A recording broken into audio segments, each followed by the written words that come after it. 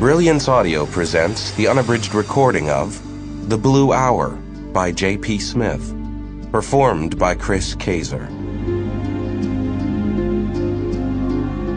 Chapter 1. As she walked past the window of her bedroom, she saw a man sitting at a table on the terrace of the café opposite her building.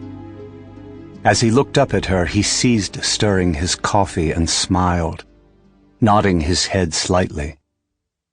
And as she was wearing only a thin cotton camisole, she quickly shut the curtains and went off to have her shower. It had been raining for most of the night and early morning, and only within the past half hour had the waiters at the Café Picard set out the white chairs and distributed ashtrays and sugar bowls to each of the tables and prepared to serve coffee and croissant and brioche to those of their customers who preferred to dine, so to speak, tête-à-tête with the morning traffic.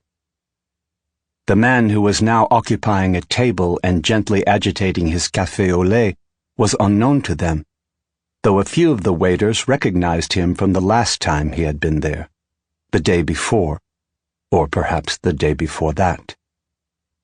Seeing the half-nude woman was an unexpected treat for Inspector Cuvillier, since he had merely stopped in for a coffee and croissant, and it was only the sudden appearance of two pink legs that had distracted him from his petit déjeuner.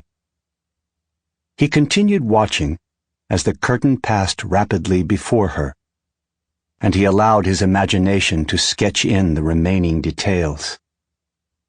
He pictured her removing her camisole, slowly and deftly slipping the garment over her head. He saw, too, her pale, compact backside, darkly cleft, as she bent over to turn on the tap for her bath, the soap as it foamed and swelled over her firm breasts and slim thighs. He imagined her spread-eagled on her bed, her limbs secured to the posts by thick leather straps. He saw himself standing over her, trembling with anticipation, and was unaware that the man who occupied the flat beneath hers, indeed the very man he had come to keep an eye on, was also dreaming. About a cottage in a small Swiss town, some 10 kilometers southwest of Zurich. Adam and Honnie had lived in Oberville for only 2 months. Sample complete. Ready to continue?